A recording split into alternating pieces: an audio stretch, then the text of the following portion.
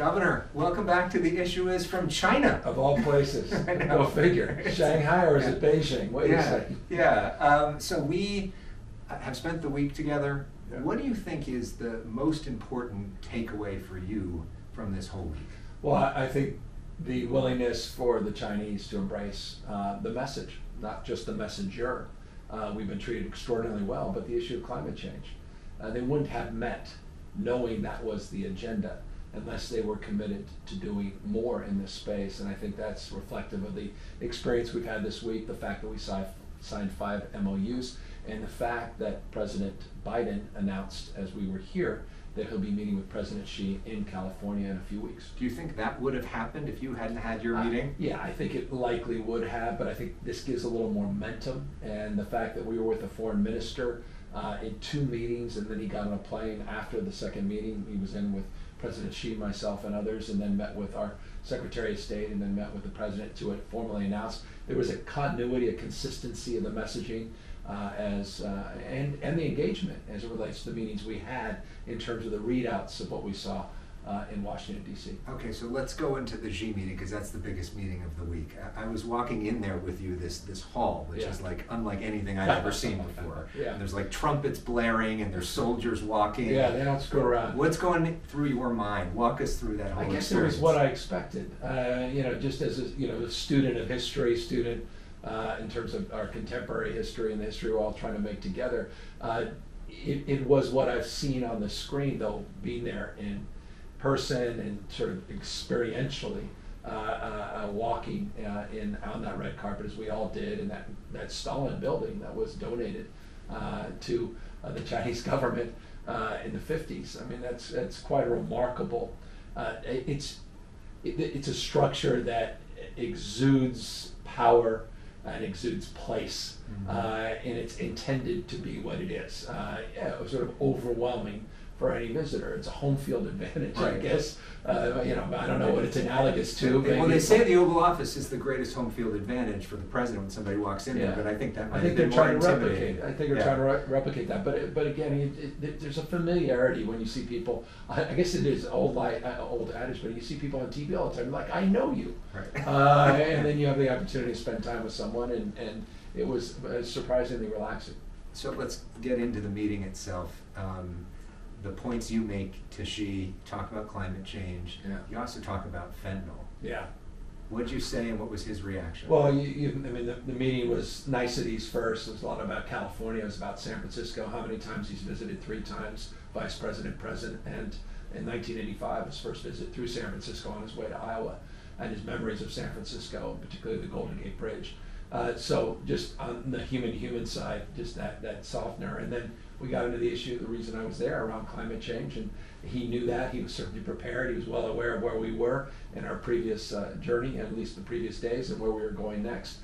So he was teed up for that, and was very mindful of what that agenda represented to me. And then we transitioned to fentanyl, and I told him personally, this is it's the #1 killer of people 18 to 49 in the United States of America. It's taking 1 life a day in the place that I hope you visit in San Francisco at APEC in a few weeks, as we transition to the formal invitation, of course, to APEC as the host state governor. But it was an interesting transition, and he was very prepared for that part of the conversation. Well, even though there was no preparation in advance that I would bring that up.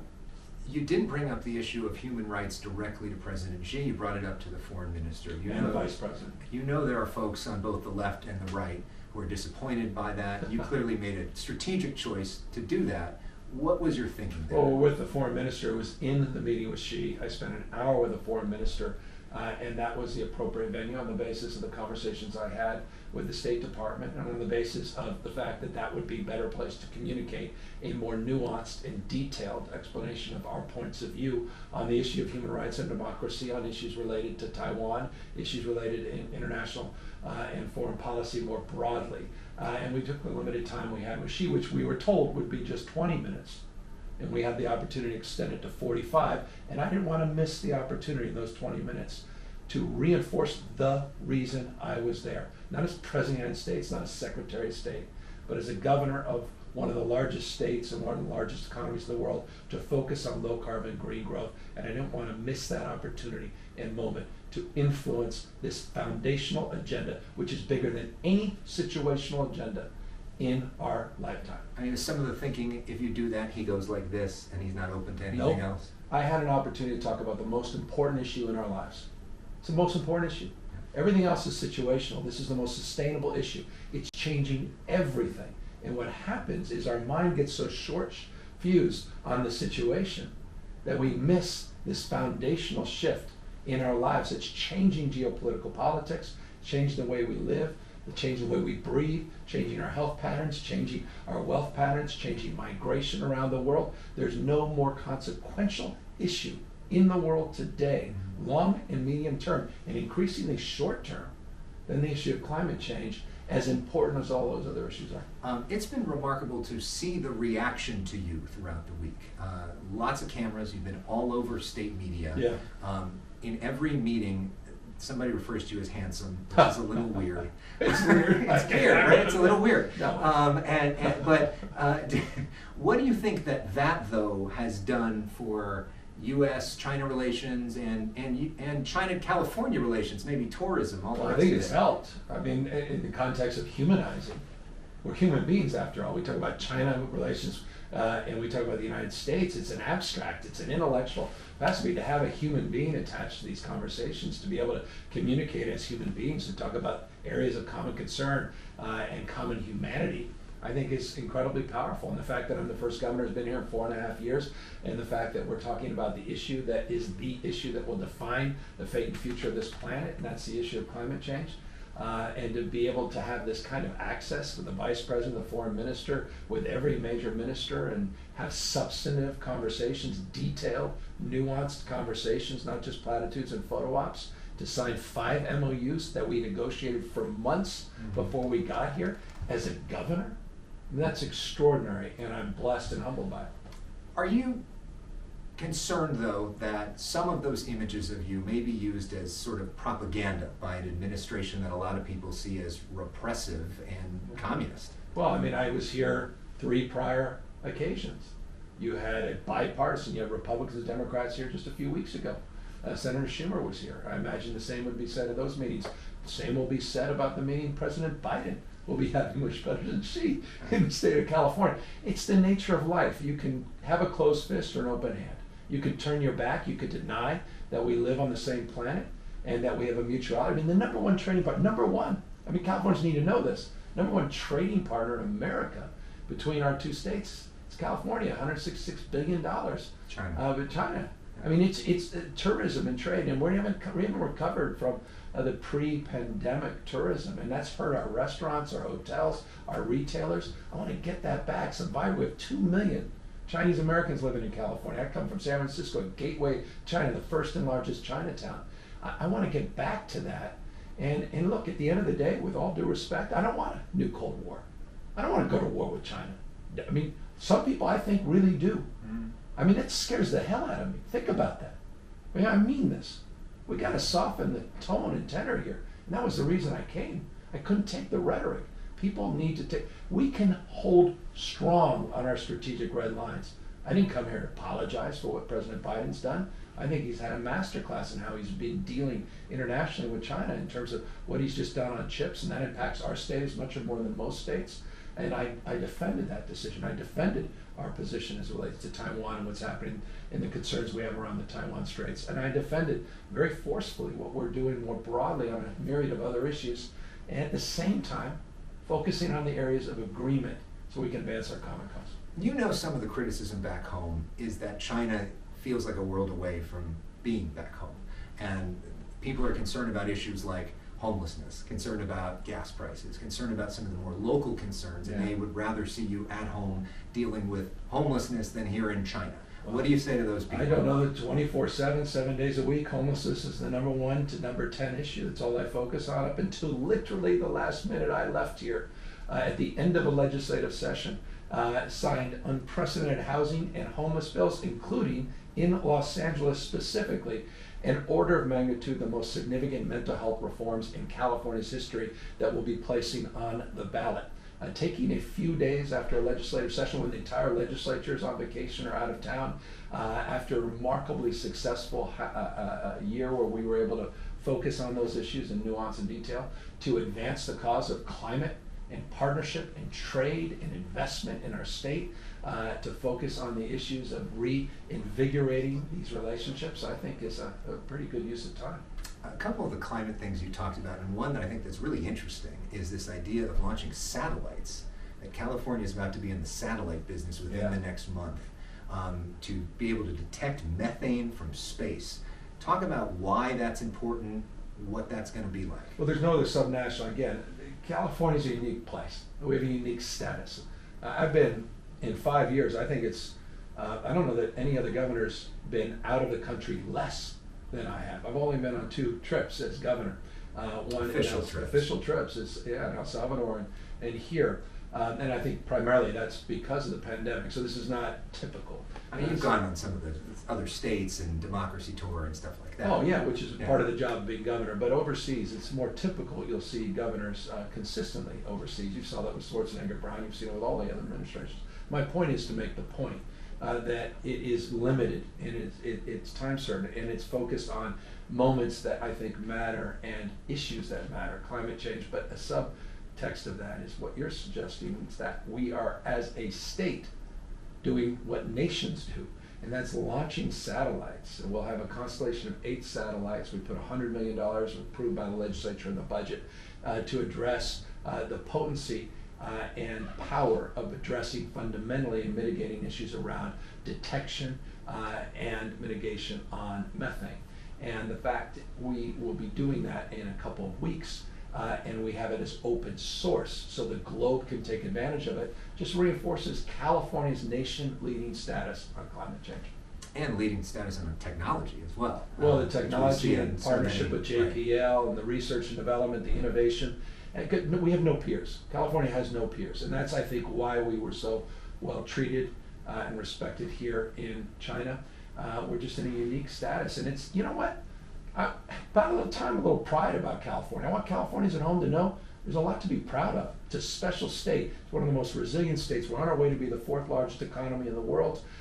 We are leading the nation in almost every critical category. In AI, we dominate on innovation and entrepreneurialism, on patents, the finest system of higher education on planet Earth. We're leading the world on carbon strategies to reduce carbon and change the way we produce and consume energy. And it's really a point of pride, and we want to export that, and we want to import new ideas, and we want to expand our dominance. I want us to be even more dominant. I want us to own the next century. I mean own it. I want us to dominate in green tech. I want us to dominate in this transition, and again, that's the spirit of this visit. So I'm as much a cheerleader for California as you are. We do most things well, but we don't do everything well. No. High-speed rail, we don't do that well. No, well, we haven't done it yet. No one in America has. So when we look at the high-speed rail that we rode together this week, what goes through your mind? Why is it not working in California, and what, if anything, can be done to fix it? Well, I level set. I got an office 4.5 years ago. I inherited where we were, and I was very honest. My first day of the state, I didn't take but a few weeks. There was a lot, you talk about critics. A lot of folks were upset because I could have denied the reality of how that project was advancing. And so, look, I didn't need to fly to China to understand high-speed rail. I was on high-speed rail in Europe. I've been in Japan. I've been around the globe before China was even adopting high-speed rail at scale. And that's why I'm so enthusiastic about bringing it to the United States, and I'm very proud of the work Governor Schwarzenegger and Brown did in that respect. Obviously, we're not where we want to be, and we've been very sober about that, and we've tried to level set, and we have some updates to that plan we're going to be putting out very shortly in partnership with the Biden administration, because we're getting some of the infrastructure dollars, we're getting some other discretionary grants, and we have a new partner in Brightline that's going to be doing that private sector investment into Las Vegas, which will benefit Los Angeles. That's a new player in all this, and how we can look to integrate and reimagine the system. And so for me, this is a preview of things to come. I don't want to state where we are Come now. on, give We've us been the working exclusive. for months, and well, I can't because I'm waiting for the final tab coming from the federal government on where they'll be in terms of support. So for people that say this thing is a boondoggle, it's been years over budget, way Well, go back to my speech in 20 when I took the oath of office. I mean, I'm not trying to compete with the critics. I'm not. Meaning, my point is, I've been pretty honest about what it is and what it isn't. And what I tried to do is try to do my best to at least get something out of this that can be meaningful in one of the fastest and most dynamic parts of California, which is the Central Valley. And people forget that. One of the fastest growing economies in around the LA region is inland, logistics, warehousing, transportation sectors, the Riverside, Ontario areas, all these parts of Central Valley that are beginning to grow and expand, and the opportunity to do something for economic development. It's not a transportation project, it's an economic development project. And then connect valley to valley, Silicon Valley and to Central Valley, and then ultimately down into Southern California, and figure out a way to get the private sector involved, which stubbornly has not been the case in the past. One thing that's been brought up a lot this week is COVID, within the context of the fact that there hasn't been as much communication between the two countries because of COVID and because of the politics of COVID afterwards. Yeah. You've thought about a lot what we did right and what we did wrong, because there could be another pandemic when you're governor and you got to do this again. What do you think was the biggest lesson learned in terms of what we did wrong that maybe you would do differently the next time around? I'm not consumed by what we did wrong. I'm consumed a little bit more by what we did right. I mean, we led the nation in terms of, there's no large state that outperformed California, one of the top performing states in terms of health, wealth, and education. Let me be specific about that. On a per capita basis, the number of people lost their lives in California is substantially lower in places like Texas and Florida. We outperformed in wealth. We contracted at a smaller rate in 2020. We expanded at a faster rate, our economy in 2021. And we had less learning loss than states like Florida and elsewhere. So we outperformed the rest of the nation in that respect. I think we should acknowledge that. Number two, we also acknowledge at the time we didn't know what we didn't know. And we're experts, we're geniuses. In hindsight, though, I'm not sure that we're as smart as we could be, because we've never really done the kind of exercise of humility and accountability to really look back. Right now, the only things that have been done to look back on what could have been done better or smarter are done in a partisan lens. Save what we're trying to do in California. I led an effort about 9 months ago, maybe it was a year ago, down in Sunnylands, brought world experts. We interviewed people around the world about California's approach to COVID. We said, what did we do right? What did we do wrong?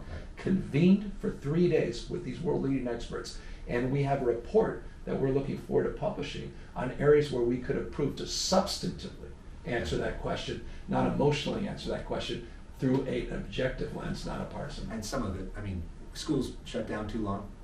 In certain parts of the state, they were open.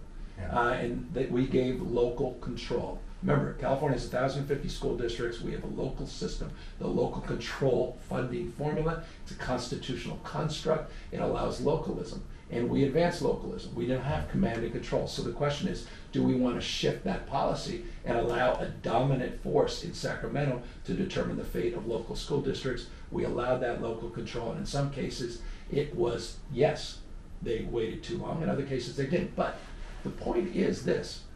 If the purpose was to keep people in schools because we wanted to aid in their learning, it's an interesting fact, isn't it, that states like Florida are out there saying we opened up earlier, and yet they did worse in academic achievement. They had more learning loss in every single category.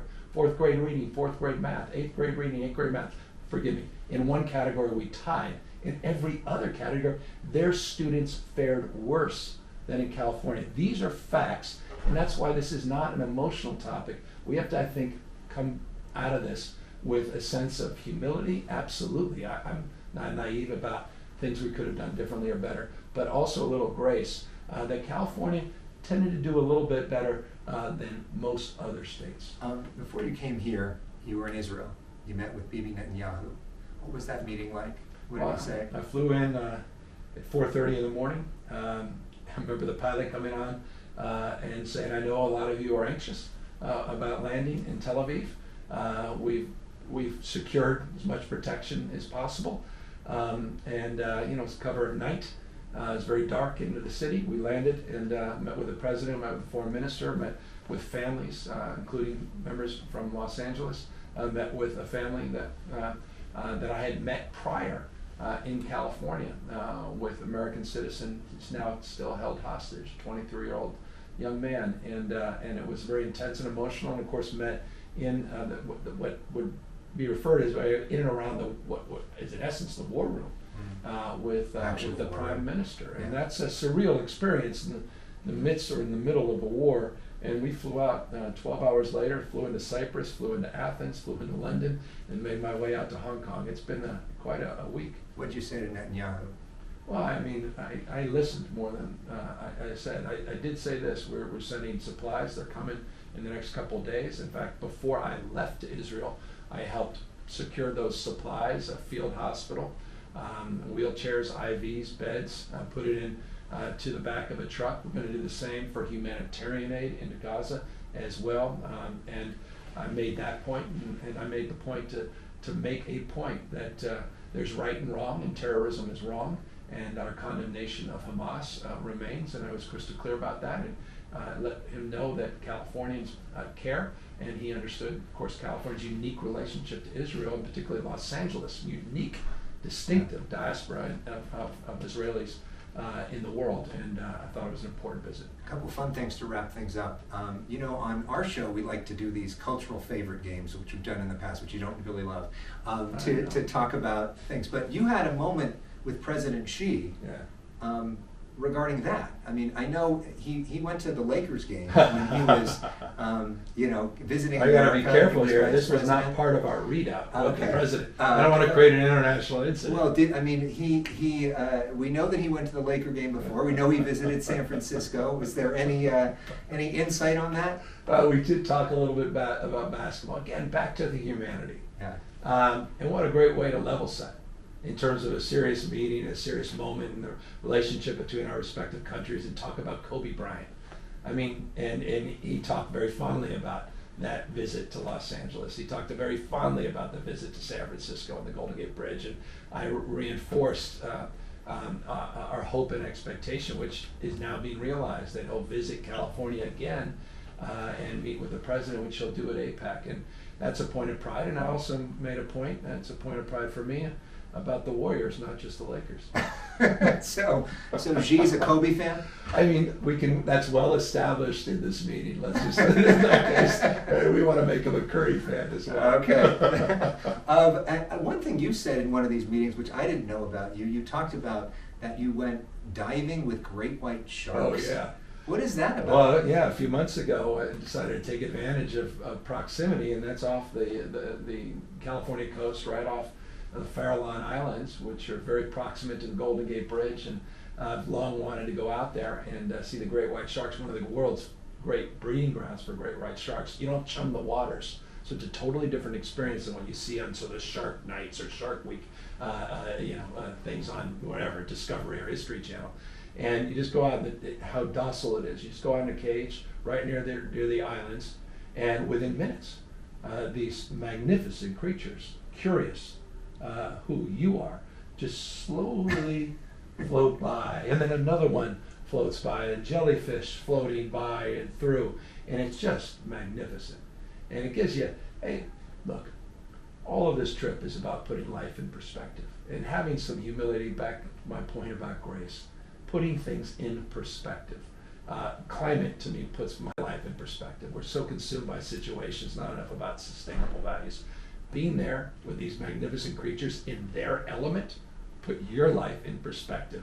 Who's really in control? Where's the real power lie? And so that was a magical moment, and I encourage others to do it safely. Your protective detail allows you to go out? Yeah, they weren't allowed to even go in the cage. I was freedom, finally freedom. I felt more free in the cage with great white sharks than I have in weeks and months. Oh my God, that's hilarious. And then one other story I saw about you that said after being governor, you really want to talk about football. Is that true? Is that true? I do love football. Okay, maybe I got I'm a little obsessed with football, but that's a whole other conversation. Yeah, maybe, look, I grew up, wanting to own a football team, but, you have to be worth $25 billion to You can get a minority. 10%. Yeah, I have a Get a minority stake. stake. Everybody's got minority stakes these days. I know exactly. Yeah, I want one of those. Yeah. Yeah. So big picture. When you just to wrap things up, when you think about this trip and you talk about it, talk about it with your kids, you look. But this is the kind of thing that you like remember for the rest of your life. Yeah. What are the images? What are the things that you'll remember most from this trip? Well, I don't want. I've said this to you before, and I say this to myself all the time because I want to practice what I preach. I don't want to dream of regretting. I don't want to say I could have, should have, would have. I don't want to say, 4 or 5 years to my kids, we turned our back on China, and all of a sudden now we're at conflict, and we're, potentially sort of these regional wars, God forbid, trade wars, economic war, military intervention. I mean, just think about that for my kids. Think about all of us. What kind of world is that? We don't need that. I grew up in that sort of framework of Russia versus the United States and all that friction, and I just don't want to see that for my kids. And so I'm just trying to do my best to be human. I deeply understand our differences. I mean, I express them literally, and not just, again, with the minister, with the vice president, who I've known for years. And we went at it a little bit in terms of some of the issues that define the differences of that we have. But for I think my kids, I just want them to see an example that I'm willing, honestly, I keep saying, have an open hand, not a closed fist. Defend your values, defend the national security. I love my country. I'll take a backseat to no one in my passion for America and our values. I mean it at our best. I'm also very critical in the context, and I'm proud that I can be critical of what's happening, as you suggest, in those red states, and the freedom to be able to express yourself. But I also am proud that I have the freedom as governor, as a citizen of the world, but also as the governor of the soon-to-be fourth largest economy that has direct foreign trade and investment that is the highest in the United States. Our number one trading partner, again, China in California, to have the privilege to be here at this critical time and talk about the issue of our time, climate change, in 30 or 40 meetings, in detail and nuance, and to make the case anew how we have to increase our ambition. And for my kids and grandkids, I hope they'll look back at their dad or grandfather and say, you know what, at least he did everything he could when he had the opportunity. Well, you had an open hand with the president of China. You had an open hand literally with cranes. And fed them with an open hand. I know, we do. So I'll reach out my open hand and say, Governor, thank you so much. Great to be Appreciate back the on. time. It's been a hell of a week. It has been. Yeah, thanks so much.